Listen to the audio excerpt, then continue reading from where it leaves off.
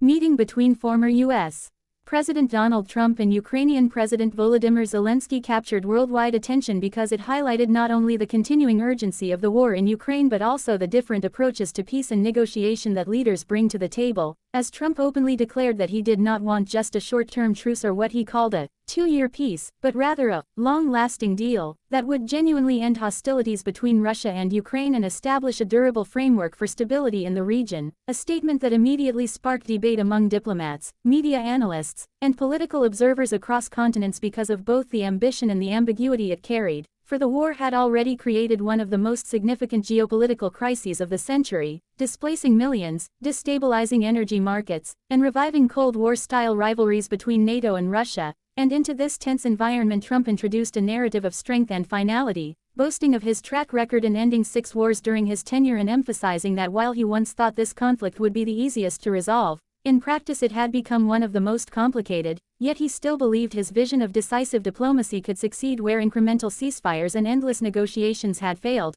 a belief that resonated with some who view traditional diplomatic frameworks as too slow, too entangled with bureaucracy, and too vulnerable to collapse, while others criticized it as simplistic rhetoric ignoring the deep historical, territorial, and cultural dimensions of the Russia-Ukraine conflict, and Zelensky's presence beside Trump added further weight to the occasion since Ukraine, more than any other party, bears the direct human cost of the war, making his subtle but attentive listening posture a focal point of media coverage, as he seemed to weigh Trump's words carefully, understanding both the potential leverage and the potential risks of aligning Ukraine's peace hopes with such bold American pronouncements. And this meeting, held in a lavish room adorned with golden decor, projected powerful symbolism, contrasting the grandeur of the setting with the grim realities of the battlefield thousands of miles away, where soldiers and civilians alike continue to suffer under shelling, displacement, and destruction, thus turning the conversation into more than just political theater but a potential turning point in how peace is envisioned, as Trump stressed that a quick-fix ceasefire could easily unravel within months or years, whereas his idea was to force all parties into a binding arrangement that would last beyond election cycles and international power shifts, a vision that echoes his transactional style of leadership where deals are judged by longevity and perceived toughness. And although no details were unveiled about what a long-lasting deal would entail, speculation immediately erupted across think tanks and news outlets.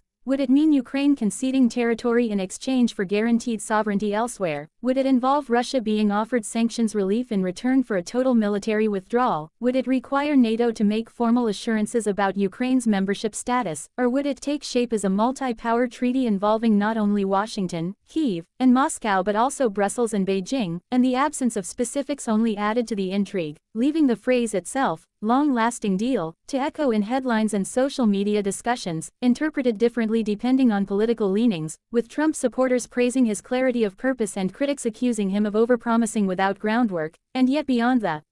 immediate politics, the statement reflected a fundamental truth about war and peace. Temporary pauses rarely resolve underlying disputes, they only freeze them until the next spark ignites, a lesson seen in conflicts from Korea to the Balkans. And so the aspiration for something permanent, though ambitious, resonated with war-weary populations who crave certainty and safety, not rolling cycles of violence, and this explains why markets, though cautious, reacted with a flicker of optimism, while European allies, particularly those in Eastern Europe, voiced concern that a deal struck in Trumpian style might prioritize speed and optics over their long-term security needs, highlighting the tension between global power politics and local realities. And within hours of the press appearance, commentators were debating not only the feasibility of Trump's claim but also what it revealed about his continuing influence on international discourse despite no longer holding the Oval Office, suggesting that his presence in peace conversations indicates a demand for unconventional voices in global leadership. While Zelensky's careful diplomacy showed that Ukraine must balance hope for stronger U.S. backing with caution about the unpredictable consequences of aligning too closely with one man's political brand,